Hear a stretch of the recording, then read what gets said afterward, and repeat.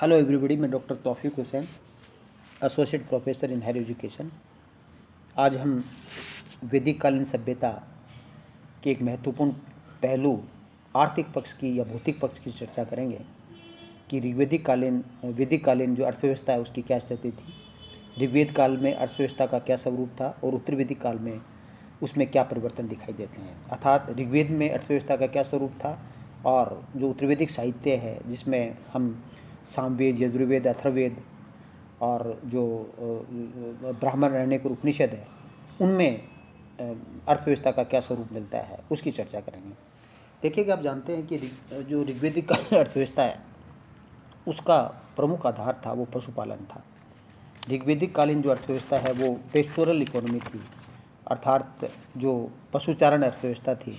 आर्यों का जो प्रमुख व्यवसाय था वो पशुपालन था और जो आर्य थे वो विभिन्न प्रकार के पशुओं से परिचित थे, जिसमें गाय और जो घोड़ा है वो आर्यों का प्रमुख पशु था। गाय है वो विनिमय का प्रमुख साधन माना जाता था। गाय का ऋग्वेद काल के अंदर सर्वोच्च महत्व था और एक तरह से मूल्य की इकाई के रूप के अंदर है। वो जो गाय है उसका एक प्रकार से है वो प्रयोग किया जाता था और गाय इतना महत्वपूर्ण था। गाय की महत्ता है वो इस बात से प्रदर्शित होती है कि ऋग्वेद में गाय से संबंधित अनेक शब्द मिलते हैं, जैसे गोमत, जो धनी व्यक्ति है, जो रिच व्यक्ति है उसको गोमत कहा जाता था।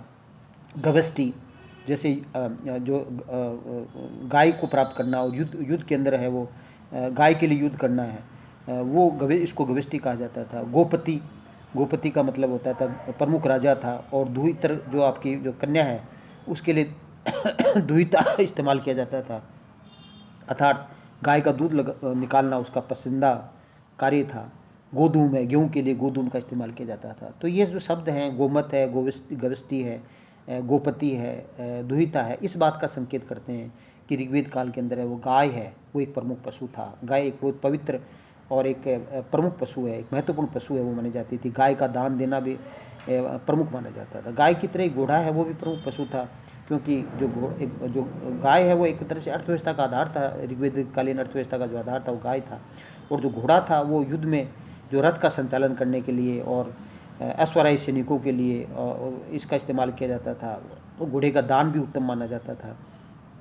इसके अलावा ऋग्वेद में हम जब अध्ययन करते हैं तो इसमें अनेक प्रकार के पशुओं का उल्लेख मिलता है, जैसे भेड़ है जिसको अभी उल्लेख मिलता है। बकरी के लिए अजा शब्द का उल्लेख मिलता है। हाथी, ऊँट, कुत्ता, जो महिष है भैंस के लिए जो महिष भैंस है, गर्दभ है गधा है और मृग हिरण है आदि अनेक पशुओं का उल्लेख है वो ऋग्वेद काल के अंदर मिलता है। तो कहने का तात्पर्य है कि ऋग्वेद काल की जो आर्यों का जो प्रमुख व्यवसाय था वो पशुपालन था, अर्थात पेस्टोरल इकोनॉमी थी। ऋग्वेदिक जो सभ्यता थी वो ग्रामीण सभ्यता थी और एक तरह से गाय को है वो विनिमय के रूप के अंदर इस्तेमाल किया जाता था। गाय तो पशुपालन तो था ऋग्वेद में, लेकिन पशुपालन के साथ साथ कृषि से भी ऋग्वेदिक आर्य परिचित थे। हालांकि कृषि है वो ज़्यादा मात्रा में नहीं होती थी, लेकिन कृषि से परिचित थे। वो कृषि योग्य जो भूमि है उसको ऋग्वेद के अंदर उर्वरा या क्षेत्र कहा जाता था और आर्य जो ऋग्वेदिक आर्य है वो भूमि जोतने के लिए हल का प्रयोग करते थे और हल के लिए जो फाल है जिसको लांगल कहा जाता था उसका भी प्रयोग करते थे, जो एक लकड़ी की बनी होती थी। और जो भूमि जोतने के लिए है वो खाद का प्रयोग भी वो करते थे जिसको करिश कहा जाता था। और कृषि क्रम की जो विभिन्न प्रकार की जो प्रक्रियाएं हैं, जैसे जुताई, बुआई, सिंचाई, कटाई आदि पद्धतियों से भी है वो आर्य परिचित थे। इसके अलावा ऋग्वेद काल के अंदर आप देखते हैं कि इसमें ऋग्वेद के अंदर दो प्रकार के जल का उल्लेख हमें मिलता है, क्योंकि ऋग्वेद काल के अंदर जो ऐसा उल्लेख मिलता है कि सिंचाई के साधनों का भी विकास हो गया था। सिंचाई के जो कृत्रिम साधन है उसका विकास भी है वो आर्यों ने कर लिया था। और इसके लिए क्या है कि एक तो स्योजा और एक खनित्रमा, दो प्रकार के जो जल है उसका उल्लेख है वो ऋग्वेद में मिलता है। जो स्वतः उत्पन्न जो जल होता है, जैसे नाली का जो नाले का है, वर्षा जल है या झरने का जल है या नदी का जल है, उसको तो स्योजा कहते थे। और जो खोद करके जो जल प्राप्त किया जाता था, जैसे कुएं का जल है, उसको खनित्रिमा कहते थे। तो इस प्रकार दो प्रकार के जल का उल्लेख ऋग्वेद में उल्लेख मिलता है। जहाँ तक अनाज का प्रश्न है, ऋग्वेद के अंदर है वो जौ का उल्लेख मिलता है। जिसको यव कहा गया है, और एक धान्य शब्द का भी उल्लेख मिलता है। तो एक तरह से ये जेनरिक शब्द था यव है वो, क्योंकि ज़्यादा फसलों का उल्लेख ऋग्वेद में नहीं मिलता है, केवल जौ का उल्लेख मिलता है, और सामान्य जो अनाज के लिए शायद इसको यव का इस्तेमाल है वो किया जाता था। तो ऋग्वेद काल के अंदर जो कृषि और पशुपालन था, इसके साथ साथ यदि हम विभिन्न प्रकार के शिल्प की हम बात करें तो ऋग्वेद काल के अंदर जो बढ़ई है, रथकार है, बुनकर है, चर्मकार, कुम्हार आदि विभिन्न प्रकार के व्यवसाय मिलते हैं। बहुत ज़्यादा नहीं मिलते, लेकिन इन व्यवसायों का उल्लेख मिलता है। जो बढ़ई को तत्वष्टा कहा जाता था, कर्मार धातु शिल्पी को कर्मार कहा जाता था, जुला को वाय कहा जाता था, तंतुवाय, और चमड़े का कार्य करने वाले को चर्मन कहा जाता था, सुनार लोहे सोने का काम करने वाले को हिनेकार कहा जाता था। और जो बढ़ई का जो कार्य है या जो तक्षण है, उसके समाज में विशेष स्थान था, क्योंकि रथ बनाने का काम करता था और रथ है राजा के काम आता था।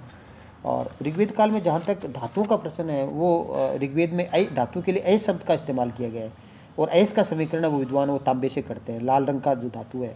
तो इस प्रकार ऋग्वेदी के जो जो वस्त्र उद्योग है वो एक विकसित अवस्था के अंदर था, और जो जो वस्त्र निर्माण करने वाले को जुलाह कहा जाता था। और ऋग्वेद के अंदर इसके अलावा है वो जो व्यापार वाणिज्य की बात करते हैं, तो व्यापार वाणिज्य ज़्यादा तो नहीं था, लेकिन वस्तुओं के आदान प्रदान है वो किया जाता था, और वस्तु के आदान प्रदान की जो इकाई थी वो गाय थी। और इसके अलावा ऋग्वेद के अंदर जो एक प्रीशियस जो मेटल्स है, जिसमें निष्क है, निष्क्रिय है, हिरण्य पिंड है, उसका उल्लेख हमें मिलता है। और समुद्र का उल्लेख मिलता है एक विशाल जलराशि के रूप के अंदर है। और पणि नामक शब्द भी ऋग्वेद में मिलता है, जिसको समुद्री व्यापारी कहा जाता था, वेकनाट इसको कहा जाता था, जो एक समृद्ध व्यापारी था। और जो पणि एक समृद्ध व्यापारी को कहा जाता था, और वो एक उसको वेकनाट भी उल्लेख मिलता है, जिसको सूदखोर हम कह सकते हैं। तो पणि शब्द का उल्लेख है एक इसमें मिलता है। तो देखिएगा ऋग्वेद काल के अंदर जैसे हम कहें कि ऋग्वेद में जो ऋग्वेदिकालीन जो अर्थव्यवस्था थी वो एक पेस्टोरल इकोनॉमी थी, और एक प्रकार से इसमें जो जो जो जो जो पशुपालन है वो आर्यों का जो प्रमुख व्यवसाय था, लेकिन कृषि है वो थोड़ी बहुत मात्रा के अंदर है वो होता था। लेकिन उत्तर वैदिक काल के अंदर जब हम देखते हैं तो उत्तर वैदिक काल के अंदर है जो एग्रीकल्चर जो पोस्टरल इकोनॉमी है, जो पशुचारण अर्थव्यवस्था है, वो एग्रीकल्चर इकोनॉमी में परिवर्तित होती हुई नजर आती है। उत्तर वैदिक साहित्य में उत्तर वैदिक काल के अंदर है वो आर्यों का जो प्रमुख व्यवसाय है वो पशुपालन के स्थान पर कृषि हो जाता है। और कृषि होने का जो कारण प्रमुख ये था, क्योंकि उत्तर वैदिक काल के अंदर हमें 1050 ईस्वी के आसपास, ईसा पूर्व के आसपास है वो लोहे की जानकारी है वो आर्यों को हो जाती है। और लोहे की जानकारी होने के कारण से आर्यों को जो एक लोहे की कुल्हाड़ी है वो बनाना उसके लिए आसान हो गया, और लोहे की जो फाल है हल के अंदर लगाने के लिए वो आसान हो गया। तो ऐसी स्थिति के अंदर अब जंगलों को साफ करना आसान हो गया कुल्हाड़ी के द्वारा है, और जो जो जो लोहे की फाल के द्वारा है वो गहराई के अंदर है वो फसल है उसको बोया जा सकता था। तो इस ऐसी स्थिति के अंदर है वो कृषि है में विस्तार है वो हमें दिखाई देता है उत्तर वैदिक काल के अंदर है। तो जो कृषि है इसलिए आर्यों का जो प्रमुख व्यवसाय है वो कृषि हो जाता है उत्तर वैदिक काल के अंदर। तो एक तो ये परिवर्तन हमें आता है, परिवर्तन नज़र आता है उत्तर वैदिक काल के अंदर, क्योंकि जो आर्यों की जो इकोनॉमी का जो आधार है वो एक तरह से क्या है कि कृषि हो जाती है। और उत्तर वैदिक साहित्य के अंदर हमें जैसे श्याम अयस है, कृष्ण अयस शब्द का उल्लेख मिलता है। तो श्याम का मतलब होता है, कृष्ण का मतलब होता है काला, और अयस का मतलब धातु। तो लोहे की धातु का प्रयोग हमें दिखाई देता है। तो शतपथ ब्राह्मण के अंदर क्या है कि इसमें हल संबंधी अनुष्ठान है उसका उल्लेख हमें मिलता है। हालांकि ऋग्वेद में नहीं मिलता है, हल का प्रयोग मिलता है, लेकिन यहाँ उत्तर वैदिक काल के अंदर जो कृषि इतनी महत्वपूर्ण हो गई थी उससे संबंधित अनुष्ठान करना प्रारंभ हो गया। और एक प्रकार से जो विदेह के राजा जो जनक है उसको हल चलाते हुए दिखाया गया है, और कृष्ण का भाई जो बलराम उसको हलदर शब्द का इस्तेमाल किया गया है। अर्थात कृषि है वो एक महत्वपूर्ण एक सम्मानजनक पेशा है के रूप के अंदर उभर करके आता है, और उसके लिए रिचुअल करना भी प्रारंभ हो जाता है। और यहाँ उत्तर वैदिक काल के अंदर क्या है कि ऋग्वेदिक काल में जहाँ एक ही फसल थी यव, उत्तर वैदिक काल के अंदर अब जो फसलों की संख्या उसके अंदर वृद्धि हो जाती है। अब उत्तर वैदिक काल के अंदर जो हम देखते हैं गोधूम है, जो आपका जो ब्री है, मूंग है, उड़द है, जो गन्ना है, ईख जिसको कहते हैं शुगरकेन है, आदि अनेक फसल है उसका उल्लेख मिलता है। फसलों की संख्या बढ़ जाती है, और चावल है उसकी खेती है वो ज़्यादा बढ़ जाती है, क्योंकि इस इलाके के अंदर जैसे उत्तर वैदिक काल में आर्यों की सभ्यता का विस्तार पूर्व की ओर होता है, उत्तरी गंगा घाटी के अंदर, जहाँ पर गंगा यमुना दोआब के अंदर पानी ज़्यादा था। तो ऐसी स्थिति में चावल की खेती है वो बढ़ जाती है। और चावल के द्वारा है वो ज़्यादा जनसंख्या को का भरण पोषण वो संभव हो सकता था। तो इससे क्या है कि उत्तर वैदिक काल के अंदर एक महत्वपूर्ण परिवर्तन हमें आता है, परिवर्तन दिखाई देता है। और इस काल के अंदर जो पोट्री है, जो ऋग्वेदिक काल के अंदर ब्लैक एंड रेड वेयर जो ज़्यादा पुरातात्विक साक्ष्य नहीं मिलते हैं, लेकिन ऐसे कहा जाता है ब्लैक एंड रेड वेयर हम कह सकते हैं। लेकिन उत्तर वैदिक काल के अंदर हमें अनेक प्रकार की जो पोट्री है वो मिलती है, जिसमें लेड एंड बैकवेयर है, एनबीपी है, पीजीडब्ल्यू है, पेंटेड ग्रेवेल है। जो पेंटेड ग्रेवेयर है एक तरह से मिलने प्रारंभ हो जाती है। तो पेंटेड जो ग्रेवेयर है पोट्री है, वो एक प्रकार से उत्तर वैदिक कालीन सभ्यता का जो एक पुरातात्विक जो साक्ष्य हम कह सकते हैं वो हमें दिखाई देता है। इसके अलावा जो धातु से संबंधित अनेक प्रकार की जो प्रक्रियाएं हैं, धातु गलाने की जो विधियां हैं, कांच गलाने की जो विधियां हैं, वो उत्तर वैदिक काल में हमें दिखाई देती है, उनसे वो परिचित हो जाते हैं। तो जिससे क्या है कि उत्तर वैदिक काल में एक तो शतपथ ब्राह्मण में कृषि की विभिन्न पद्धतियों का उल्लेख मिलता है, और काटक संहिता के अंदर हमें 24 बैलों के द्वारा हल खींचने का उल्लेख मिलता है कि बैल के द्वारा जो 2 है, जो आपका 6 है, 12 है, 24 हल, तो ज़्यादा हल के हल जो हल बैल द्वारा जो हल जोतने का तात्पर्य सिंबॉलिक हो सकता है, लेकिन इससे ये अंदाज़ा लगा सकते हैं कि कृषि बड़ी तादाद के अंदर है वो प्रारंभ हो गई थी। जब कृषि बड़ी तादाद में हो गई तो ऐसी स्थिति के अंदर जो उत्पादन, हालांकि सरप्लस तो नहीं था, लेकिन थोड़ा इतना उत्पादन था कि दूसरे व्यवसाय है उनका भरण पोषण कर सकते थे। तो ऐसी स्थिति के अंदर विभिन्न प्रकार के जो व्यावसायिक वर्ग है उनका उदय होता है, और जिसको श्रेष्ठी कहा जाता है। एक ही प्रकार के व्यवसाय करने वाले जो लोग हैं, जो एक स्थान पर रहते थे, एक अपने व्यापार करते थे, उसको श्रेष्ठी कहना प्रारंभ कर दिया। और वात्सल्य संहिता है, उसमें गण और गणपति शब्द का उल्लेख मिलता है। तो एक व्यावसायिक वर्गों का व्यावसायिक जो आपका जो ट्रेड ऑर्गेनाइजेशन है, उसका एक प्रारंभिक रूप है वो हमें उत्तर वैदिक साहित्य के अंदर अंत के अंदर दिखाई देता है। और इसके अलावा उत्तर वैदिक साहित्य के अंदर क्या है कि हालांकि बार्टर सिस्टम था ऋग्वेद काल में, लेकिन यहाँ पर प्रीसियस स्टोन है, प्रीसियस जो मेटल है, जिसमें निष्क है, सतमान है, करसल है, पाद है, जो सोने के होते थे, उनको एक तरह से वस्तुओं के आदान प्रदान के अंदर है या वस्तु विनिमय के रूप के अंदर काम में लेना प्रारंभ हो गए। मतलब एक इकाई के रूप के अंदर है, एक निश्चित इकाई के रूप में उसका इस्तेमाल करना प्रारंभ उत्तर वैदिक काल में हो जाता है। और एक प्रकार उत्तर वैदिक काल में जब एक तरह से जब उत्पादन बढ़ जाता है, तो ऐसी स्थिति में अब राजा है वो को जो स्वेच्छा से ऋग्वेदिक काल के अंदर जो बलि दी जाती थी, अब उत्तर वैदिक काल के अंदर है वो एक तरह से हम कह सकते हैं कि एक राजा है वो एक निश्चित जो राजस्व का जो भाग है वो वसूल करना वो प्रारंभ कर देता है, जिसको भाग कहा जाता था। और इसको कलेक्ट करने के लिए एक अधिकारी नियुक्त कर देता उत्तर वैदिक काल में, जिसको भागदूत कहा जाता था। और भागदूत है इस जो राजस्व को है वो संग्रहिता के यहाँ या कोषाध्यक्ष के यहाँ जमा करा देता था। तो इस तरह से हम कह सकते हैं कि उत्तर वैदिक काल के अंदर जो एक वॉलेंट्री टैक्स था जिसको बलि कहा जाता था, अब वो ओब्लिगेटरी टैक्स हो जाता है, जिसको भाग कहना प्रारंभ कर देता है। तो एक वॉलेंट्री टैक्स जो बलि है वो भाग के अंदर परिवर्तित हो जाता है। और यहाँ उत्तर वैदिक काल के अंदर एक परिवर्तन और आता है कि यहाँ जो भूमि का जो स्वामित्व है, भूमि का मालिक कौन हो, जो ऋग्वेदिक काल में तो सामूहिक स्वामित्व था, लेकिन अब व्यक्तिगत स्वामित्व हालांकि प्रारंभ तो नहीं होता है, लेकिन व्यक्तिगत स्वामित्व के लिए चर्चाएं प्रारंभ हो जाती हैं उत्तर वैदिक साहित्य के अंदर। और उत्तर वैदिक साहित्य में ये उल्लेख मिलता है कि जो क्षेत्रीय है वो भूमि उसी अवस्था के अंदर अनुदान दे सकता है जब विष की अनुमति हो। तो इस तरह से जो राजा है वो एक प्रकार से जो कबीले का जो प्रमुख था, जो राजन था, वो एक तरह से भूपति बन जाता है।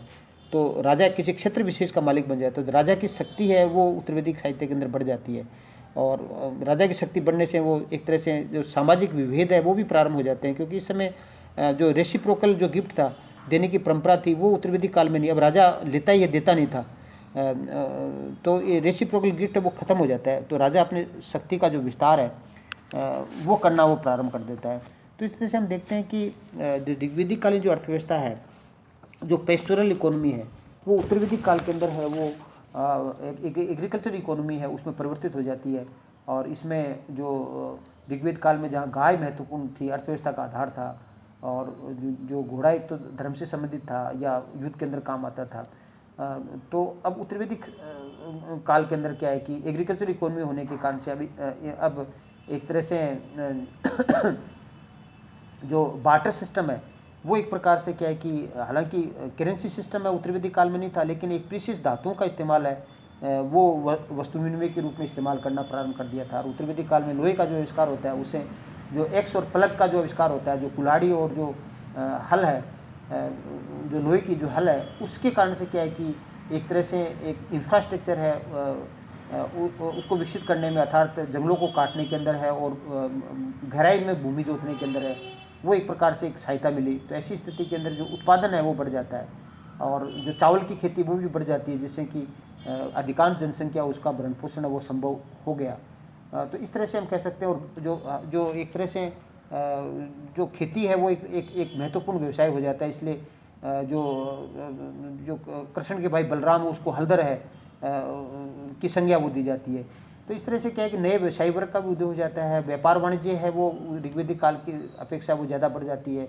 और जो प्रीसियस जो मेटल है उसका इस्तेमाल है, जैसे निष्क है, सतवान है, कारसापण पाद है आदि का प्रारंभ हो जाता है। तो इस तरह से हम कह सकते हैं कि जो ऋग्वैदिक कालीन जो पेस्टोरल इकोनॉमी है वो एग्रीकल्चरल इकोनॉमी में परिवर्तित हो जाती है। और ये जो इकोनॉमी है उसमें जो विकास 6ठी शताब्दी सब पूर्व के बाद के अंदर, जो उत्तर वैदिक काल की बाद में जब महाजनपद काल आता है तो वहाँ है वो इसके अंदर वृद्धि होती है, किस तरह से नगरीकरण का विकास है वो होता है। तो इस तरह से हम कह सकते हैं कि एक तरह से जो द्वितीय नगरीय क्रांति का जो आधार है वो उत्तर वैदिक काल के अंत तक है वो तैयार हो जाता है और उसकी वास्तविक परिणति वो 6ठी शताब्दी ईसा पूर्व के अंदर होती है। Thank you. जय हिंद, जय भारत।